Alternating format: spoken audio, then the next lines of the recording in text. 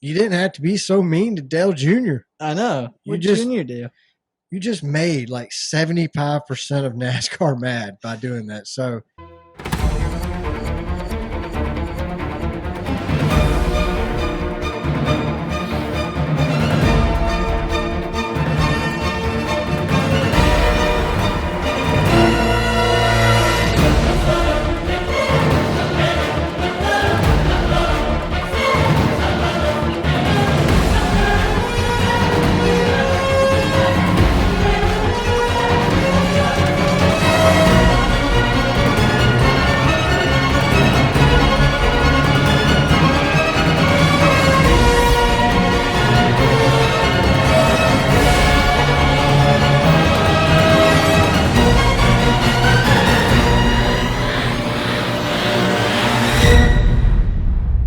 hey, what's going on, everybody? My name is Brad, and with me, as always, is John, and this is Race Car Spelled Backwards, episode 95. You got it right. Yeah, are you surprised by I that? am. I'm very surprised. Well, we've done so many tests. I mean, I was trying to think, like, in my head, like, don't screw this up. This is the real intro, not a test intro. I mean, we had to do, 3 last tests before we actually finished. We got a new mixer board, so yeah. And we've yet to get headphones for it. Yeah. We really need some headphones. Then we won't have to do all the tests. But, yeah, whatever. We'll get it figured out. So it's Thursday. You know, we're like 2 days late on recording. I've been out of town. Next week, I think we should be back on our normal schedule, right? I believe so. Do you have anything planned? Not next week. The week after that, I will be out of town the middle to the end of the week, so we could record maybe Tuesday. Yeah, well, that's our regular normal day is Tuesday. So yeah, the goal is to get back into Tuesday recordings. We want to be one of the first podcasts you listen to, not the last. But, you know. We have so much to talk about today, or this week. I didn't want to put off recording a whole nother week. Yeah, because then we'd have a lot to talk about next week. And if you notice, we have a new backdrop. The red, white, and blue. In honor of Brad Keselowski's win. Yep. And his spotter, TJ Majors. Go Bills. I mean, this is Brad Keselowski week. So we're going to celebrate Brad all episode. Yep. Other news, let's see. The Cars Tour was rained out 2 nights in a row. And then they just said, we'll do it some other time. Whenever Marcus can figure out a way to put it in there on a budget, we'll do it. Yeah. But what sucks, too, because, like, in my opinion, that is the best racing of All-Star Week is the late models. Oh, no, we before you left, we watched that one race. That was good racing. Yeah, with Chris Rice was commentating. Yeah. For South Boston, Virginia, not South Boston, Boston. Not Boston. Yeah, not Boston, but South Boston, Virginia. But yeah, Car Tour racing's great right now, and I honestly thought it. I mean, they like only race short tracks, but I thought they've got a better on track product than anything I've watched recently. Well, when it comes to short tracks, they definitely have a better on track product than NASCAR. That's not hard. I mean, the Xfinity stuff's not bad. No, the truck stuff's almost unbearable now, just because they drive so bad. Yeah, it's like bumper cars. Wreck 'em Ralph. Pretty much. Yeah, I think you could take just some off the lot Honda Civics and go run North Wilkes-Barre and have a better product than the Cup Series right now. So. Well, they got this option tire they're going to be running at the All-Star, so we're going to see how that turns out. Man, I hope it works. It's the same rubber they use on the rain tire. And we did talk about using sprinkle tires. So. I mean, them sprinkle tires. Well, last year at North Wilkes-Barre, they started on rain tires, and the racing was phenomenal. Yeah. Then they put dry tires on, and everybody fell asleep. Yep. I mean, I was like, this is horrible. Yeah, I didn't even finish that race. It was bad, man. I really hope that we don't have the same product we had last year. Like, start on an option tire, racing really good, and then it goes to garbage. Yeah. Because then then that's going to ruin North Wilkes-Barre. We're going to end up losing North Wilkes-Barre as a racetrack. After we just got it back. Exactly. So, Shout out to Designs by Sydney. I saw Sydney put out a new Brad Keselowski win sticker. It looks Oh, great. Did you I get a did chance not. to see it? I did not. Well, if you don't know, she does custom stickers, custom logos.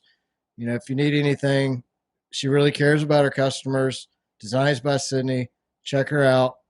You won't regret it. Yeah. You'll like her work, right? Yep. I mean, I got one of her stickers on my guitar case. So. Yep. We got a Ryan Blaney sticker hanging up on our air conditioner, actually. Yeah. So we greatly appreciate Sydney. She supports the show. We support her. So make sure you check out Designs by Sydney. So let's get into racing hot takes, John. You ready? Yep. Got a lot to talk about. There's no reason to drag out the intro. As we have. Hey, we've done that time or two. So was Darlington a good race? Brad Keselowski won the race. I voted yes on the Jeff Gluck poll. The race had its moments of really good racing, especially after restarts. Mm. 10, 15 laps, it was really good racing. Then it kind of got strung out, got a little boring. Yeah. But it still wasn't horrible. No, I mean, it was a good race day. I really wish Jeff would add an okay. Like yes and no. It's hard because I voted yes because it had, the racing at the end with Brad and Chris and Tyler, that was good racing. Then on restarts, you had good racing. The start of the race, you had good racing. After each stage, it was good. So, there was more good moments than not, but it wasn't a great race. And it was 92% said yes, it was a good race. 8% said no. Which, I was kind of shocked by that. Yeah, I don't think that's a good representation of it. Honestly, I think we need a meh button. Yeah. Just a meh, something in the middle. We might touch on this later, but Denny said on his podcast, no one could pass, or at least he couldn't pass till they caught up to the pack, and that took about 30 to 40 laps, and then they could start passing. It's the arrow. We're on a short track. Arrows should not matter, but it does. I haven't listened to Denny's podcast yet. It was a good podcast. I'm sorry, Denny. Please forgive me. I'll get caught up. Don't worry. I was in Colorado. It's been a hectic week. I don't do good at 8,000 feet or above elevation, and really at 6,000 I struggled. So I'm just a Southern boy, man. I've grown up at 700,000. 700,000. Ooh, that would be bad. That's heaven. Yeah. But no, I'm a little off. So yeah. So Brad Keselowski breaks his 110 race winless streak to get his first Cup victory since leaving Penske in the team that he now owns. What do you think? I think it's pretty cool. I think it's my favorite one of the year, honestly. I love his victory lap when he breaks out the flag. The American flag. It's just so nice to see some American pride, Yeah. You don't see it as much as you used to, and thank you, Brad. Yeah. Did you see after the race, his daughters? Took his daughters? Yeah. Yeah. Yeah, like you said, I think this was my favorite victory of the season so far. Reddick was had it for a minute with Michael Jordan, but Reddick, like he did during the race, he lost it. And now Brad's taking over the top spot. For me, it's like I was telling you earlier, it's kind of nostalgic to see Brad win. It just takes me back to I watched him win in the number 88 Navy car at Bristol one year, and he does a burnout all the way up the ramp into Victory Lane because Victory Lane at Bristol's on top of that building. Right. So he's burning the tires down, going up the ramp onto it, and he was driving for Junior Motorsports. Yeah.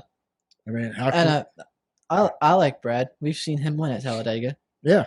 And that was a good race too. He's the only Ford I ever pulled for and still pull for. So congratulations, Brad. Good job. It was nice to see your girls in Victory Lane with you. Even TJ said it on Door Bumper Clear. It was just a family. It was a family win, Yeah. And that was TJ's first ever win with Brad Keselowski in the Cup Series. Wow. And they're best friends, so it makes it even cooler, I think. Yeah, it was just a cool win overall. Yeah, I really enjoyed it. So William Byron takes Truex and Blaney 3 wide, putting Blaney in the wall and ending his day. Do you think William Byron was in the wrong here? It's hard. He raced. They were racing, and it just didn't turn out well, in my opinion. it just ended Byron's day, or not Byron, Blaney's day, and it just happened. What's crazy to me is how mad Blaney was over the radio. radio. It was so funny. Then they get out of the car and they go talk to him, and he's like, "Oh, whatever." I know. Denny was like Denny's intro clip for his podcast this week is him talking about Blaney, and he was like, Blaney is the definition, or something like it. Blaney is the definition of when you put the helmet on, start losing circulation. I just thought it was funny. I mean, Dale Jr. has always said that as soon as you put that helmet on, a switch flips and you become a completely different person. So that is 100% Ryan Blaney. He is the maddest driver on the radio. But as soon as he gets out of the car, it's like, oh, no big deal. Yeah. I mean, in the car, he's like, I'm going to kill William Byron. I'm going to kill him. Like, I don't think you can say that anymore, but okay. Yeah. Wrong time period, Blaney. So I don't actually blame William Byron. I think William Byron made a move that wasn't going to stick. Yeah. But it could have. There was a chance, so he took it. I blame the car. This is the hardest car to pass in. By far. They're on a restart. It's time to go. I'm sure his crew, his spotter, somebody's in his ear going, all right, it's go time. Let's go. Boogity, boogity, boogity. Get her done. Something. And he went for it. I mean, you can only pass for 5 to 10 laps. So, yeah. And Denny talks a lot about aero and passing on his podcast. So Denny would probably agree with me that he had to take it. Yeah. You have to take your shot. Oh, yeah. And otherwise, you might not get the shot again. Right. And that's pretty much what Denny said. I mean, when you listen to his podcast, he'll talk about how it's just hard to pass with these cars because of the way air dumps onto each other on the side draft on each car. And so, yeah. And he also mentioned that there were only about 8 to 10 laps where you could pass. So if you had an opportunity, whether it was small or not, you had to take it. That's cool that Denny says there's like 8 to 10 laps you can pass, because as a fan watching it, it looked like there was 10 to 15 laps that you could pass, then nothing. Yeah. I mean, I'll be honest. I watched the race in the back seat of the car. We went on Sunday. We hiked up this mountain to this place called Hanging Lake. It's like 1.5 miles straight up. It's a little over 1,000 feet elevation gain from the bottom to the top. Wow. Took a little over 3 hours round trip to do the whole hike up and down. Down was like, I mean, you're booking it down. But going up, it was rough. Coming down was way easier. And it's just rocky, but we got in the car and I watched the race in like 1.5 hour drive back to the house. I watched the race then. So I did a lot of fast forwarding during those boring parts.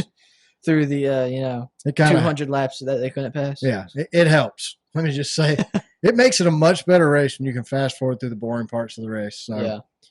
Tyler Reddick takes his shot and overdrives the car, getting into Chris Buescher, taking them both out of contention to win the race. Do you blame Reddick on this one? I mean, I'm sure you've seen the interview of Buescher getting Reddick's face. Oh yeah. Yeah, I think Reddick knew when he went to slide up on Buescher that he wasn't going to make it. And if you watch, you can see Reddick kind of let off a little bit, and it was just too late. He was already loose. Buescher was trying to not get hit and ended up getting loose in the wall as well, and just ended both their days. It was Reddick's mistake, and he obviously admitted it to that, but I don't know. That's my opinion. I think he messed up. I think it was his fault, but he tried, and I think you got to make the move still. Oh yeah, you do, because they're side by side, and that top lane is the dominant lane at Darlington, and so Reddick or Buescher goes down into the middle lane. And Reddick gets an opportunity with clean air to go on the top lane. He takes it. He gets a good exit out of the turn, and he's got an opportunity to slide up on to Buescher. Even though halfway through it, he realized it wasn't going to work, but that was his best shot to do it. Absolutely. So for me, it's a yes and a no. I think that Tyler Reddick had to take his shot. Yeah, but I think it was a bad shot. I think obviously going into it. But here's the thing, man. Chris Buescher was in the wall prior to the wreck. Like Chris Buescher was bouncing off the wall before Reddick got into him. When you watched him go into that turn, Buescher was already hitting the wall. Bug, sorry. Buescher was already hitting the wall when they went into that turn. So that's what gave Reddick the run he needed to give it a shot. It wasn't gonna. It's kind of like the William Byron move. It wasn't gonna hold. He couldn't make it work. Right, but there's just so little time to actually pass, and there's 30 laps to go, something like that. Yeah, I mean, I was listening to Dale Jr. talk about it, and he said that he thinks if you asked Tyler Reddick, Tyler would have said maybe I should have waited, but with the aero push on these cars, I might not have got that shot again. So. Right. I personally think Tyler took his shot and it didn't work out. And honestly, I'm glad it didn't because we got to BK got to win. Yeah. Keselowski wasn't probably going to catch back up to him. Oh no. So not without a caution or something. But man, Buescher was driving the heck out of that car. Oh, he was. After last weekend's disappointment, so when he goes up to Reddick, I think Reddick diffused the whole situation by going, I'm sorry, that was my fault. Yeah. Because Buescher pushed him, and I don't think Buescher was going to swing on him, but Buescher was mad. Oh, yeah. And Reddick, when Reddick goes, I'm sorry, man, that was my fault. I'm sorry, my bad. Yeah. You could look in Buescher's face. He's like, he didn't know what to say. He didn't know how to respond to that. So I think Buescher was expecting an altercation. Well, Buescher said something during their conversation that really just explained the whole situation. He said, I don't have one of those. Right. I don't have a win sticker on my car. Yeah. That's why Buescher was so upset. Oh, yeah. I think if last week didn't happen and Buescher had a win, he would have been like Kyle Larson when he got out of the car and goes, that's just good hard racing. Yeah. Oh, yeah. Yeah, because he's got nothing to worry about. Reddick is in the playoffs. He's locked in. Correct. Buescher's not. I think he's 15 points above the cutoff line right now. Yeah, I think he's still got a shot. I think Buescher might go out here and win the Coke 600.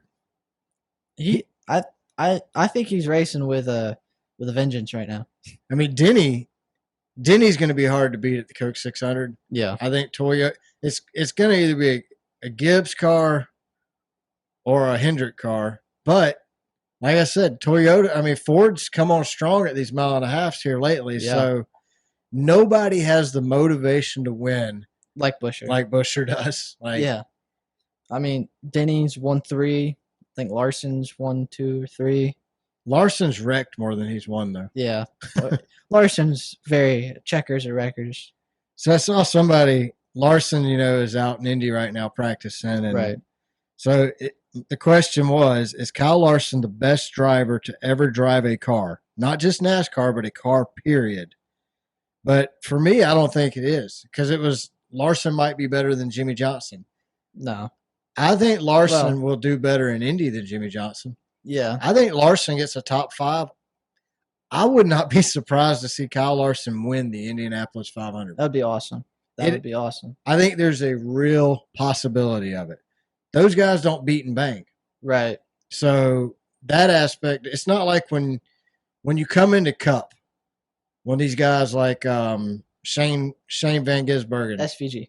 Well, I was going to attempt to say it, I'm sure I messed it up, but when SVG came in, he had to deal with all the guys beating and banging on him. Yeah. And he still overcame it at Chicago, but that's because that's his specialty. But on these other tracks, he's having to learn to be a little more aggressive. When these road ringers come in from IMSA and stuff, Indy drivers, they're not used to it. So Kyle don't have to deal with that aspect of it, but Kyle is very much a checkers or wreckers kind of guy. Yeah. Sprint cars, you drive them on the edge of out of control, foot through the floorboard, wide open the whole time. Yeah. Cup cars, basically you're doing the same thing now. I mean, Butterbean said it on the door bumper BBC. clear that anybody can drive a car wide open. I don't think Kyle falls into that category, but I think he's got to work on his racecraft. Like, you have to, I know with the new point system, you just win and you're in, and then you don't have to worry about running consistently until the playoffs. Yeah. But he's going to have to get consistent at least by the time he gets to the playoffs. You can't just go out here. If he wrecks one race in the playoffs, if you wreck, you're just about out. Yeah, you might get one mulligan if he's got enough wins going into it. Right. So, and maybe that's his thing. Maybe it is, I'll run it wide open, get 6-7 wins a season, then I can wreck once or twice in the playoffs and still make it to the Final Four. Yeah, and I guess we'll see when playoffs comes around. But I don't think Kyle's the best driver to ever do it. Not yet. No, he could be. He's still young, man. He's got time to build his racecraft. Yeah, so I mean, he's definitely good though. But as far as Indy goes, what is your prediction? Where do you think he'll finish at? You don't have to give me a hard number. Like I said, top 5 or a win. I'm gonna go with 6th. 6th? Yeah. Okay. I'm gonna go 6. I think when you went with 6, I went with top 5. I picked 5. You picked 1. I'm gonna go with 4th. 4th. Yeah, I mean, I'm gonna go with 4th. I think he finishes. I could see him winning it though, but I'll go with 4th because there's some heavy hitters in the Indy 500. So yeah, I'm gonna go with 4th though. We'll see how it goes next week. We'll be talking about where he qualified at, because I mean this weekend is All-Star Weekend. The weekend after is the biggest day in motorsports. We have Monaco for breakfast, Coke 600 for dinner, and for lunch you get the Indianapolis 500. I mean, what more could you ask for? I wonder if it would be possible to do the triple. Do all 3. I wonder if you could run Monaco, get on a jet, somehow make it to Indy, run the Indy 500. I know you can make it from the 500 to the 600. Right. That reminds me of something else, something stupid I saw on TV. They're talking about Jimmy Johnson doing the double next year. What? He can barely run a cup race. He's not doing the double. He's announcing it. He's doing the double as an announcer. The first time in history. That's so stupid. I just wow. He's talking. Yeah, I mean, are you really hurting for headlines that bad? I know, right? I mean, yeah, cool. Yeah, he's announcing both races. I think he's announcing the Indy 500 and then running the Coke 600. I think is what they said. Oh, okay. So. That's what I'm saying. Hey, guess what, guys? I'm doing the double. I'm going to do the triple. I'm going to be the first podcaster to do the triple. I'm going to watch Monaco. I'm going to watch the Indy 500. Get this, and then I'm going to watch the Coke 600. I'm doing the triple, first ever. It's never happened before by a podcaster. Yeah, I'm Matt DiBenedetto in it. I am claiming to be the first of the first. Yeah. Just like Matt DiBenedetto claimed to be the first Christian to ever drive a race car. I'm going to be the first to watch all 3. Now, if you did have someone race in all 3, I'll have a favorite driver in all 3. Does that count? Yeah, I'm going to do all 3 on PlayStation. Yeah, but I mean, I don't know, because you got to think about it. F1 is crazy when it comes to the talent and the training and preparation you need for that. So getting someone to be able to just to run an F1. I mean, I think if you have someone who can run an F1, they can do all 3. Because, I mean, F1 and Indy, I assume, are pretty similar-ish. Well, I mean, you go from doing probably one of the hardest road courses out there at Monaco. Right. I mean, it doesn't look like Monaco don't look wide enough for one car. Right. Much less 2. And then you're going to go to Indy, which is a square shape. And then you go to Charlotte, which is a cookie cutter oval. Yeah. So that's what I mean. I think if you have someone who can run in an F1, I think they can do all 3. What about Daniel Ricciardo? I mean, you could do it. I think Daniel could do it. Yeah, I think he could do it. Lewis Hamilton. I think he's another one who could probably do it. But Daniel's he ran in, I think he's run a NASCAR race, if I'm not mistaken. No, I don't know this. I'm not 100% on that. So, Brandon, you'll have to correct me. And I know you will. but I'm pretty sure Daniel Ricciardo is running a NASCAR race. Yeah. So it's feasible. We could see it. I don't know if he's run Indy, but I'm sure Brandon knows that as well. So Brandon is like our Bob Pockers. He likes to tell me when I'm wrong. He used to always really tell me when I'm wrong. Now he's a little more gentle about it. But we're giving you permission. Oh, I greatly appreciate it. By all means, please correct me, because I like to say I'm always right, but I'm not. And I know this. My wife tells me. But what do we got next? Shout out Junior Motorsports and Justin Allgaier on their win Saturday at Darlington. Oh, yeah. He's another one of my favorite guys to see win a race. Yep. I love watching a veteran like Allgaier win and climbs through his roof hatch. I mean, it's another family victory. He loves his daughter. He loves his wife. I mean, it's a good one to watch. He's very much my favorite Junior Motorsports driver. And I think he's going to retire eventually. Not David Reagan. Whew. Regan Smith. Okay, I was like, who are we talking about? Regan Smith drove the number 7 prior to Allgaier, and he was like that cagey veteran too that could just dominate. Yeah. And I loved watching Regan in that number 7 just go out and dominate. And when he left, I'd be honest, man, I was really kind of tore up about it. I did not like it when he retired. And then Justin came in. I mean, Justin had run in the Cup Series some, but he just never found that right car, right team, and the success. Then he comes to Junior Motorsports, and he dominates, yeah. So I love Justin Allgaier, my favorite Xfinity driver. I don't know who's going to replace him. Probably Corey LaJoie if I had to throw out a wild guess, but, I think that would be a good fit for Junior Motorsports. Yeah. To replace the number 7 driver. But I don't know that Justin's retiring. I haven't heard that or anything like that. So truck race was a typical truck race. Dean Thompson not wanting to let us down. He decided to drive outside his talent level and take out the top runners, including Corey Heim. Yep. What was he thinking? He wasn't. You don't think he was? No, I don't think he was. He got out of the car. So Dean gets out of the car, and he's all frustrated. And he's like, these cars are so hard to drive. Yeah. I mean, or you just can't drive them. 30 other people didn't seem to have a problem with it. Yeah. Like, dude, here's the thing. When it comes to race cars and drivers, you got a talent level, and you got to know your max. Yeah. When you go over that max, you wreck the best. Yeah, and that's what Dean did, and then to get out and complain about it. Yeah, like you want to blame the Corey Heim, like right? This is arguably the best truck driver in the series right now. Yeah. And you're going to be like, oh, it was Corey's fault. He was crowding me.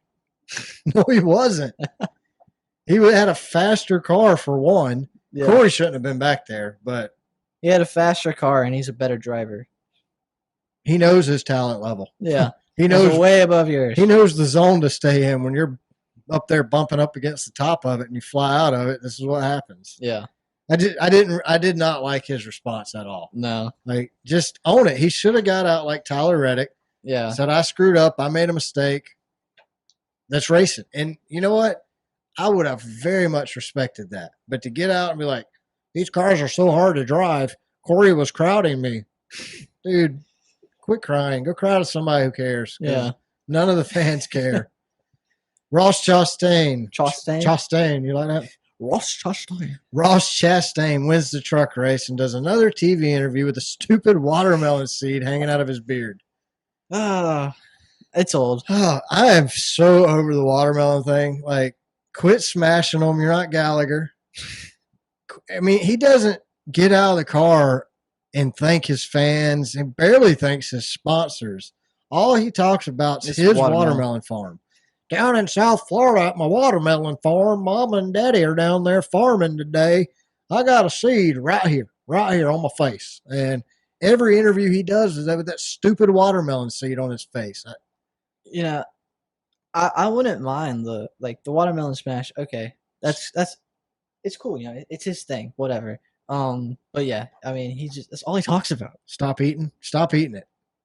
I mean, you're eating a nasty watermelon off a nasty track. I mean, oh yeah. Let's not eat it. Let's just say, okay, I smash a watermelon every time I win a race, and keep it at that. Let's just keep it there, or at least wipe your face. Maybe, I hate to put this on Regan, but maybe Regan just should reach out and just flip the seat off. You got poor Ross Chastain with seed in his face. You got Brad Keselowski's mascara had run all down his face after the win. I really felt bad for him. I don't know what kind of costume party he went to the night before, but not judging. To each is his own. We love you, Brad. So NASCAR announced today that they were going back to Phoenix in 2025 for championship weekend. Yay. I'm really starting to think NASCAR is run by the government with the decisions they're making. You think Phoenix is paying them? And paying them off like a lobbyist? Yeah. Yeah, I do, actually. That's the only thing that makes sense. I mean, according to Jordan Bianchi, we're going back to Phoenix again because they do such a great job advertising that baggage claim at the airport. Like, if there's ever been a reason to go to a NASCAR track that sucks, like Phoenix, it's baggage claim advertising. Yeah. I mean, I just went through baggage claim yesterday, and it's like there was no NASCAR advertising for the upcoming Atlanta race. No. But at Phoenix, apparently they advertised championship weekend. So, I mean, good on them. I mean, you got to give it to the Phoenix crowd, though. But it only holds like 40,000 people. That's true. So it's not hard to make it look packed. Homestead would hold a lot more than that. Atlanta would hold a lot more than that. Darlington would hold more than that, but the whole back straightaway at Darlington, I don't know if you noticed it, but they sold it to sponsors, so it's not but banners. Yeah, I know, right? There's like seats with banners over them. So that's telling me your short track product might not be as great as you think it is. Yeah. If you can't sell it out. You're selling your seats to sponsors. Yeah. It's all about the money. Yeah. And I think that's why they're still in Phoenix for 2025. I will say thank you to Jeff Gluck for standing up for the fans and not taking the NASCAR shoveled crap they're feeding us about Phoenix. Yeah. And Jeff's like, but it's not a good race. And Jordan's like, but they advertise so well at the airport, Jeff. Who cares? Jeff's like, but the racing sucks, Jordan. And Jordan's like, but the airport, Jeff, it's all about the airport, Jeff. They have to have good advertising at the airport, Jeff. Yeah. And then the city council of Homestead, they're working with the government, and they're going to bribe NASCAR by giving them a tax break to come back in 2026. I don't know if that's true or not, but that's what Jordan said. Yeah. And, King Jordan, he knows everything. Apparently, but he's probably advertising something at the airport too. Yeah. But I agree with Jeff. The racing sucks. It's such a lackluster track to have our championship race at. Nothing happens at Phoenix. No, and that's the thing. It's our championship race. Yeah. So championship, guys. Oh, nothing happened. Nothing goes on. You gotta have. I think. Can we just race at Kansas? Yeah. Just go back to Kansas. I think we should run the last 10 races of the season at Kansas. Let's just run the whole playoffs at Kansas. Yeah. I mean, anything, not Phoenix. And honestly, Homestead in this car is not the greatest. No. It's definitely better than Phoenix. Yeah. But it's not Kansas. No. It's not Charlotte.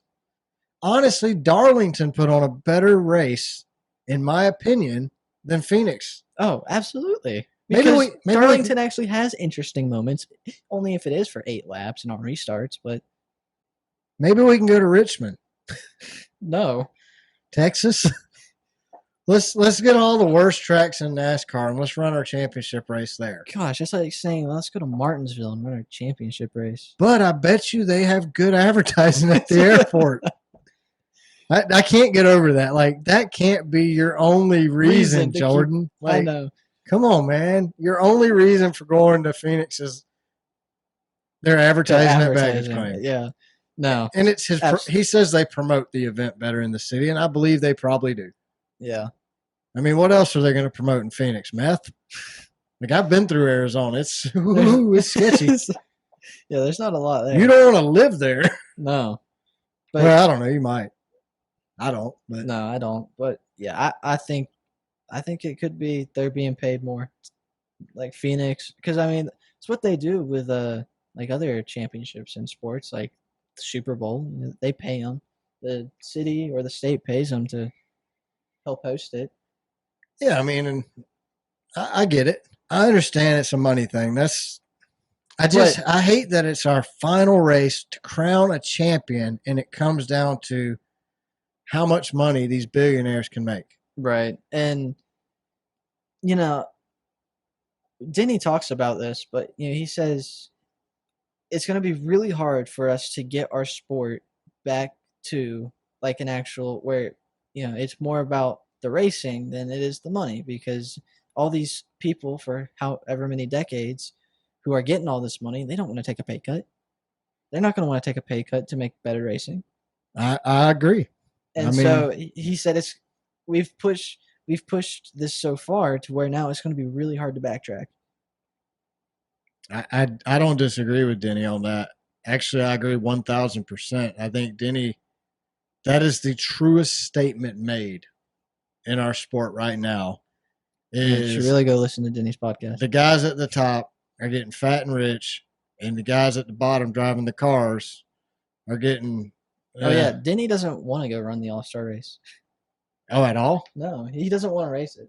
He's I wish he wouldn't, but he has to because the charter deal. Yeah, but yeah, he really doesn't want to go race it. He's like, it's run its course. It doesn't pay enough for the drivers. I don't want to go.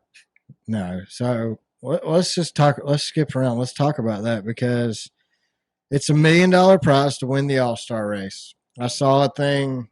I want to say it was either Adam Stern or Matthew Weaver on Twitter. It might not have been either one of them, but for some reason I feel like it was one of them. They were talking about $1 million today with inflation is really $600,000. Yeah.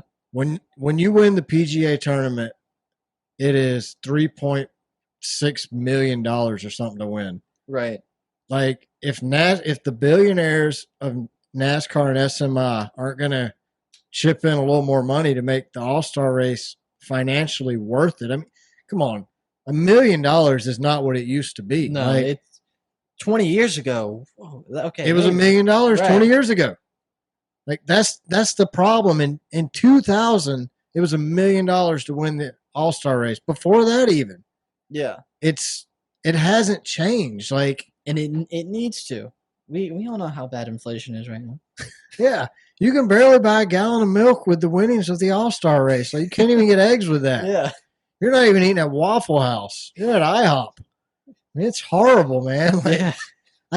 I think that, like you said, though, the guys at the top are so used to making all the money and not caring about the little minions at the bottom. They really don't care about the fans. No, that's obvious. I don't know, man. I think I'm really, like I told Brandon earlier, I'm starting not to care anymore. Like, Jamie's already there. He can care less. I'm getting the point where I don't care. It's like the more I care, nothing changes. Like, I think what it's going to come down to at this point, we're going to have to wait till someone gets up there in the higher ups that actually cares about the racing, because none of them do right now. Dale Jr. needs to become the president of NASCAR. Oh my gosh, could you imagine that? He could fix it. Could you imagine Dale Jr. being the president of NASCAR? That would be incredible. Look at the Cars Tour. Like 5 years ago, you couldn't name a late model stock driver in the Cars Tour. Oh, no. Now you got Butterbean, you got Quaffle. I mean, you got McCarty. You got drivers that you can name. I mean, Landon Huffman. There's drivers that I know these guys' names because I watch them run on float every week. Yeah. No, that's what I think. I think it's going to take for someone who actually cares about the racing to get into the higher ups of NASCAR before something actually changes. Because it's obvious the higher ups right now just care about the money. Well, the product you're putting on the track, guys, sucks. Yes. The cars are not that good. But don't worry, NASCAR has been working with TNT, and they've announced a 5-race bracket-style tournament similar to the one that Denny and Dirty Mo Media did last year. Similar? It's exactly the same, except last year the fans put their brackets together, and they made a big deal for the fans. This year it's top 30 drivers down to 1 over 5 races. So, I honestly, I think it's kind of neat.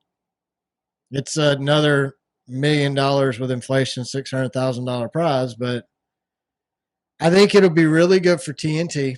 That'll be, they're just coming. Something. Yeah, they're just coming in. You're gonna have 5 races on Prime, Amazon Prime, and then you're gonna have 5 races on TNT.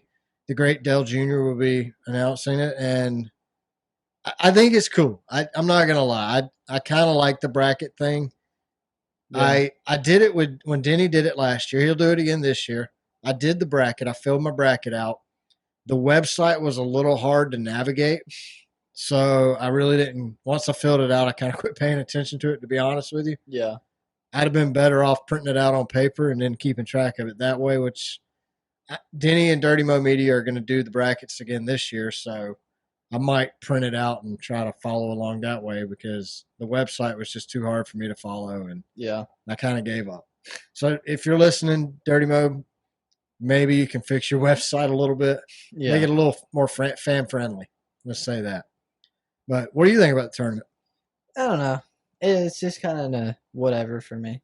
Like, I don't care that it's there, and I don't think it takes away from anything. But for me personally, I mean, it adds something for 5 races, I guess. But I think it'll be interesting. I'll give it a shot. I really think NASCAR should be focusing on fixing their car and not coming up with more gimmicks, though. Yeah. Like every week we complain about the car, and every week NASCAR's like, "Oh, we cut the grass over here this time. Look at the grass. We're dyeing it blue." We complain about the car. Hey guys, look, we're doing a bracket now. Look at this. Oh, the car sucks. Look, we took a pylon down. Yeah. Like it's just distractions. Like you're trying to distract us from the real problem, which maybe that's the problem. You're distracted from the real problem. Or maybe they just don't want to address it. Yeah, well. Fox is canceling Race Hub this year. Starting this summer, they will no longer be on TV. I really hate it for all the guys and girls who work for Race Hub, the camera crews, the producers, all those people that are involved with it. Yeah. I hate it for them. But as far as the show goes, I could care less. Yeah, I never watched it. Have you ever watched it? No. So the only time I watch Race Hub is when we get home from church on Sunday and we finish lunch early, and like there's nothing to do before the race, so I'll turn Race Hub on and I'll watch the pre-race Race Hub, and then I'll watch pre-race, which to me pre-race is a complete waste of time. Every driver they talk to on pre-race says the same thing. Oh, we have a good blah blah blah Chevy this week. Bill's barbecue's got us a great Chevy this week, or whatever. It's the same crap. Post-race is where they should be. We should have an hour-long. Give me a 15-minute pre-race and a 45-minute post-race. Well, I'm happy. I like that idea. Let's do that. Because, post-race makes so much more sense. It makes way more sense. And then, but Race Hub, I hate to see us lose a nightly network TV show. Because, I mean, NFL's got its daily shows. Yeah. Major League Baseball has their own channel. They have their daily shows. I mean, I don't know if NBA does or not, but all these sports have their shows that come on nightly. Right. NASCAR no longer will. But we have weekly podcasts. We have Dirty Mo Media. We have Kevin Harvick's Happy Hour. Right. We have this show. I mean, you've got tons of podcasts, The Teardown.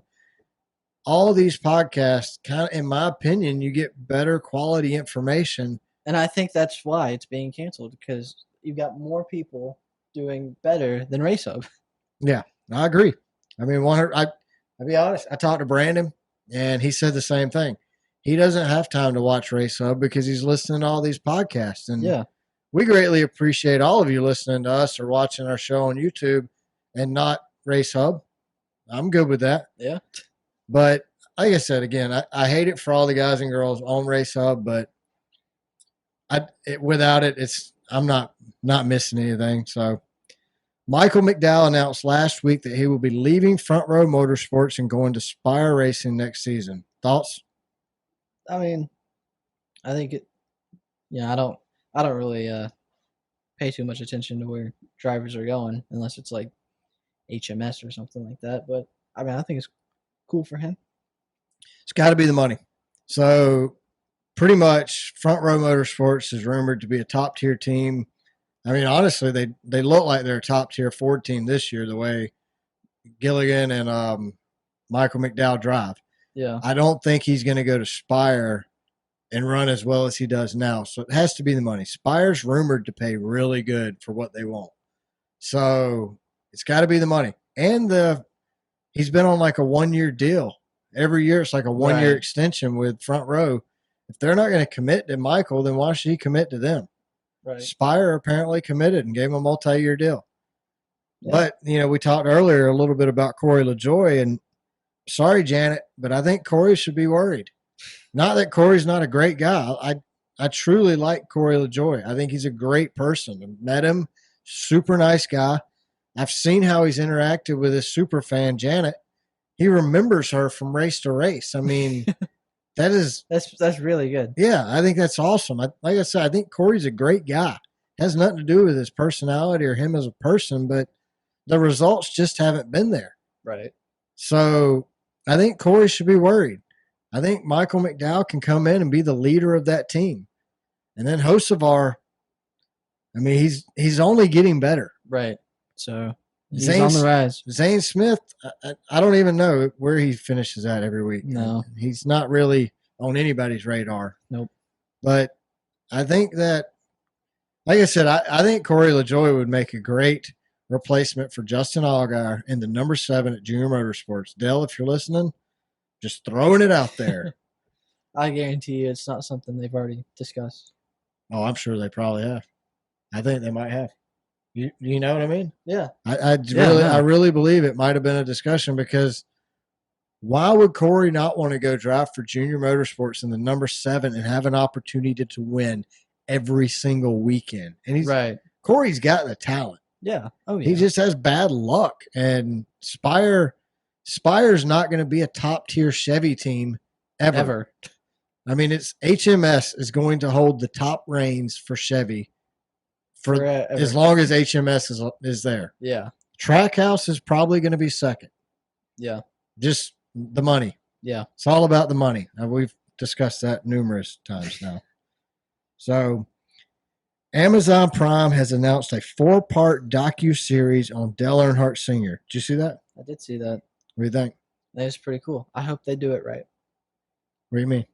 Like, I hope they do it justice. Oh, yeah. Me too. I think they will. Like, honestly, I've never seen a bad Dale Earnhardt documentary. I go ahead and tell you I'm going to cry.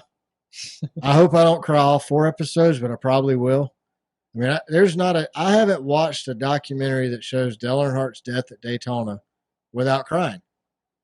I mean, the year Dale Jr. retired, I think I cried all season.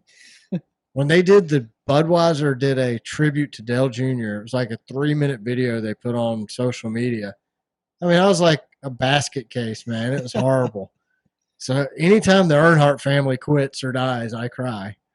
So you've got some people saying, when are we going to put the Dale Earnhardt thing to rest? When are we going to stop? When are we just going to let it be? And just, he's been gone for over 20 years. There's some people saying, when are we going to let it die? You know what I say to those people? What do you say? Don't watch. Then you've let it die. You've let it move on. You've let it go if you don't watch. But for people like me, I want to see it. I want all the Dale Earnhardt content I can possibly get. Yeah. There's no such thing as too much Dale Earnhardt, whether it's senior or junior. Right. You can't have too much. So I think this is phenomenal. I really like this move by Amazon Prime because this is their first year in NASCAR. And they're doing Dale Earnhardt. Yeah, and this just builds credibility with the largest fan base out there. Right, especially if it's good. If it's really good. Well, Dale Jr. is going to have a part in it. So, I mean, how can it not be? Exactly. I just don't think Dale Jr. is not going to put out something that's not good when it comes to his dad and his life. Right. Because this is going to have a lot with Dale Jr. is going to – I mean, the picture they show advertising it's Dale Sr. and Dale Jr. Yeah. Like, it's I think I've seen some stuff that Prime's done before in the past. They do a good job. Yeah. Like, they're not like Netflix. No. And I'm excited about Amazon Prime coming into the sport. I know a lot of people out there are complaining. They're like, we're going to need the CW, YouTube TV, Amazon, TNT. I mean, you're going to need so many different things to watch NASCAR. Okay. What's new? The NFL, same way. You need Peacock. You need Prime. I mean, they do Thursday Night Football on Amazon Prime. phenomenal. They do. Honestly, I think some of the best NFL football games are on Amazon Prime. Yeah. I absolutely cannot wait to see what they do in NASCAR. Yeah. It'll be better than Fox. It has to be. I mean, it has to be. So, speaking of Dale Earnhardt. Oh, here we go. This is. I did not even hear about this. You pointed this out. So, this is my subject. Teresa Earnhardt has not renewed the trademark on the number 8. Man, I wish I didn't bring that up to you yesterday. I mentioned that yesterday. You should have seen his face. She did renew the number 1 back in November. I don't know what she's thinking here. You'd think she'd pick up the phone and call Junior and be like, I'm not going to renew it. You can have it. Because that's what it seems like she's doing. It's almost like she's extending the olive branch. You know, I've been an evil person towards you for 20 years now. I'm going to extend the olive branch and give you the 8. Now, we still do have like 3 weeks that she can start the process. I mean, if she does it now, she will truly be the Wicked Witch of the South. Truly. She will. She's got to be the most hated person in NASCAR. I mean, hated. She won't let Dale Jr. into the Deerhead shop. Yeah. She won't let him into the warehouse that has his stuff in it from his wins. Yeah. She won't let him have any of it. It is. She sued Kerry Earnhardt for using the Earnhardt name. That's his name. That's his last name, lady. His last name. It'd be like me suing you. Like, you can't use the Carden last name. Yeah. I'm suing you. You can't use that. No, I mean, yeah. So, you know, she started the renewal process for the number 1 back in November. It took 6 months for that to get approved. It got approved like sometime last week, or 2 weeks ago, something like that. Nothing on the number 8. Now, you know, wonder why she would do the number 1 Trackhouse. She does. They're still racing. They're still in NASCAR. I think it has something to do with the fact that they're still in NASCAR, and she, you know, still doesn't like them. You know, nobody cares. It's the number 1. We don't care. Nobody cares about. You can keep the 1, Teresa. If it makes you feel evil, you go ahead and continue keeping the 1. But please do not. I mean, let us have the 8 back. Can you imagine the throwback schemes that Dale Jr. can run when he goes to Bristol to run his Xfinity race? Can you imagine the scheme he could use with the number 8? Oh my! And the merch with that as well. Oh man, the merch! I'd have to get me something. I mean, Dale could put his number 8 on his cars again. Yeah, it would just warm my heart. I'd be so happy. I would too. I would love to see that number 8 back. I mean, I wouldn't hate Teresa as much as I do. Yeah. I mean, I would like her or dislike her just a tad bit less, but yeah, she's still. I don't understand what her deal is, but whatever. You know, she can go pound sand. It don't matter. I don't really care. And now she's in quite the position because, like you said, if she starts the renewal process now, oh yeah, it's going to be on. Oh man, fans are going to just. I mean, nobody knows where she's not like in the public eye or anything anymore. She's just raking in the money off Dale Earnhardt souvenirs. Right. Whatever. I mean, go for it. You were married to the man. I'm sure it was tough on you losing your husband. I don't minimize that any. I get it. That was not easy, but you didn't have to be so mean to Dale Jr. I know. What did Junior do? You just made like 75% of NASCAR mad by doing that. So if she starts the process tomorrow, it would be pretty rough. It's going to be quite the storm on social media. So silly season is currently in full swing, nice and early this season. Oh, yeah. So let's go through some of these rumors and just give our opinion on them. So Stewart-Haas Racing is rumored to be selling 2 or 4 charters. The biggest rumor that's going around right now that I've heard is that they're selling all 4 charters and keeping their Xfinity team. Trackhouse is going to pick up 2 charters, and Front Row is going to pick up 2 charters. And Stewart-Haas will stick with Xfinity only. What do you think? I mean, Stewart-Haas isn't, they're never going to be a top Cup team. They were. Yeah, but not. Kevin Harvick won a championship there. Right, but these days? I think they're starting to come back. This doesn't shock me. I It doesn't think shock me. I think NASCAR and Tony Stewart have feuded for a while now. Oh, absolutely. Ever since they took the truck race away from Eldora, Tony put a lot of money in Eldora to get that truck race there. Yeah. And they pulled that truck race from Eldora and basically just crapped all over Tony Stewart and said, "We hate you. You suck. Bye-bye." Yeah. Tony's heart's not in it no more. Mm-mm. I think Tony's heart is in track ownership, his NHRA team. He loves drag race. You can see it in his eyes. Like his whole face and demeanor just lights up when he talks about drag racing. Yeah. He absolutely loves it. It's so obvious. And it's just not there with NASCAR anymore. No, NASCAR pushed him away. Haas doesn't. I mean, that dude's got more money than NASCAR, so he could care less either way. Yeah, he can do whatever. I hate to see a team go away. Yeah. I hate to see.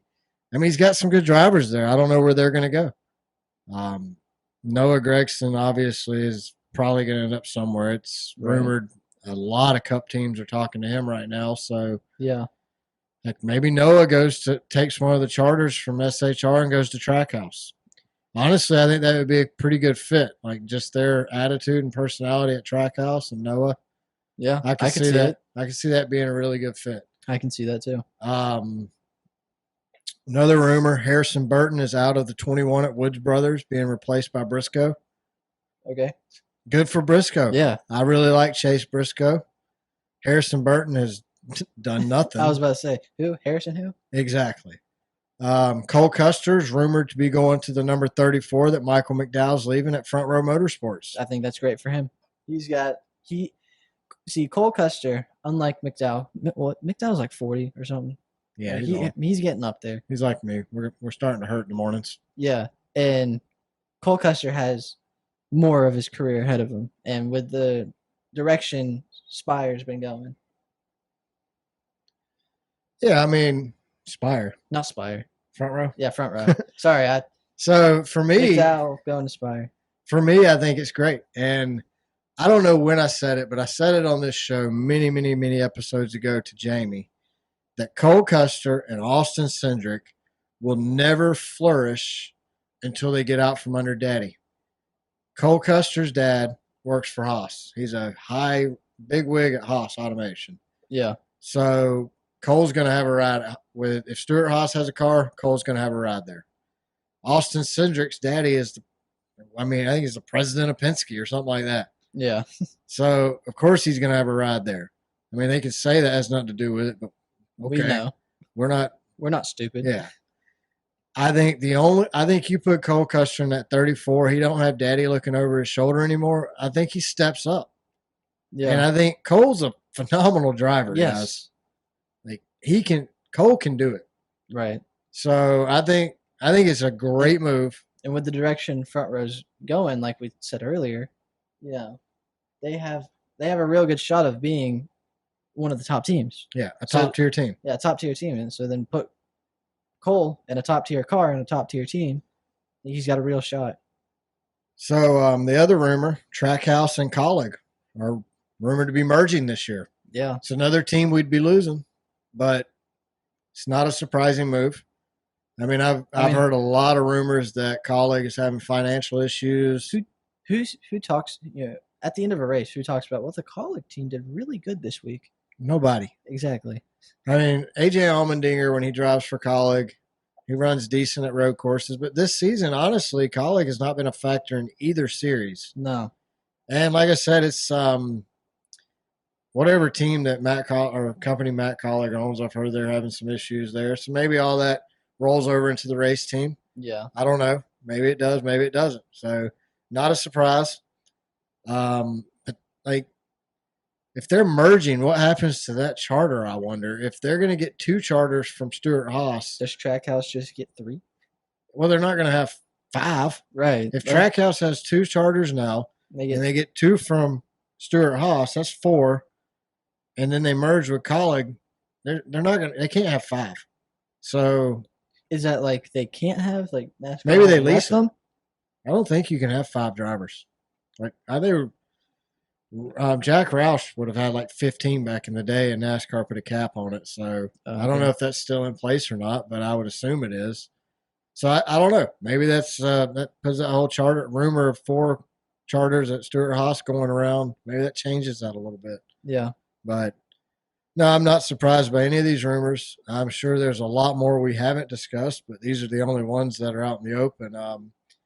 They haven't released the full schedule. I do know Atlanta is going to be running June now. Yeah. It'll be a night race in June. What are your thoughts? I live here. Yeah. And I don't want to walk outside to get in my car at night in June. Yeah. A night race is not going to help it at all. No, there's no way you want to sit in the stands at Atlanta Motor Speedway at night in the race in June. No. I mean, Daytona in July was hard. Me, my wife, my mother-in-law, and my father-in-law, we witnessed Greg Biffle win the Coke 400 or Firecracker 400 or whatever it was called back in the day. And we went to the racetrack. We were staying in a hotel down the street. We get a ride to the racetrack. We walk around for 15 minutes. We melt. We almost die. We get back in the car and go sit in the hotel till night. And then it was bearable at night, but you had the wind blowing in off the ocean. I don't know if anybody has ever looked at Atlanta on the map. There's no ocean to blow wind. No. It's just hot, muggy, humid, and miserable. It sucks. There's no happy thoughts there. I guarantee you there's going to be a lot of people from around here that are not showing up because we know that it's going to suck. We had a night race in the middle of the summer in July. Was it 2 years ago? Something like that. And that was pretty hot. Yeah. I mean, we had a day race in the middle of July last year. I mean, me and you went. Yeah, it was. And it was hot. It was hot. Really hot. Yeah, it was. But yeah, I mean, it's something in June. It's something like they're calling it the fall race. They're like, the fall Atlanta race is going to be run in June. That's not fall, guys. That's not even fall in Alaska yet. Yeah, we're not even Antarctica, maybe. We're in the middle of summer right now. But no, it's something like 78 at night with 110% humidity. And no breeze. There's no breeze. Yeah, I mean, it's like you walk outside, you sweat, and you die. Yeah. It's not like Texas heat where you walk outside and die. You walk outside, sweat, then die. Yeah. So, no, I don't like it. I think it's a horrible move. But I don't run NASCAR. If I did, it would not be as bad as it is right now. I mean, I'm just saying. So you got anything else on hot race takes? No, I think we covered a lot this week. Yeah, we had a whole lot to talk about. So, yeah. So, coming up this weekend, we do have the North Wilkesboro All-Star race that Denny wishes he was not racing in. It will be at 5:30 p.m. on FS1. They're going to have the open and then the fan vote. If you haven't voted in the fan vote, make sure to go vote for that. Carson Hocevar, I have been voting for you every day. I go in, I think it's 4 votes I'm allowed. I give all 4 of my votes to you because you've had the best campaign ever. Like, it's just been phenomenal what you've done to earn your votes. The other, Bowman hadn't done anything. Noah is just Noah, so he'll get some votes. Bubba made the top 5 on the fan votes. I think Bubba will probably get it. Corey LaJoy made the top 5 as well. So I think it's going to come down between Bubba and Hocevar. I got my fingers crossed. Yeah. I hope Bubba goes out, wins the Open, and makes his way in. And I hope Hocevar gets voted in. That's where I'm at right now. Yeah, I think Bubba's going to get it just because he's been. Yeah, I think he's got a bigger fan base. So. Yeah. Even his haters might vote for him. So other than that, that's really all we got this week. Yeah. Thanks to everyone who listens, watches the show, and shares us on social media. Make sure you follow us on X. We are at Car Backwards. Subscribe to our YouTube channel and check out all our videos. Check us out on Spotify. Follow us and rate us there. Subscribe to the show on Apple Podcasts and leave us a review like Brandon did. When you leave a review, it helps other people find the show. Give us a like and subscribe to us on YouTube Music as well. If you feel the need, you're more than welcome to email us. We're racecarbackwardspod@gmail.com. And make sure to check out Designs by Sydney and support all her work. Other than that, thanks, everybody. Y'all have a great week. Bye.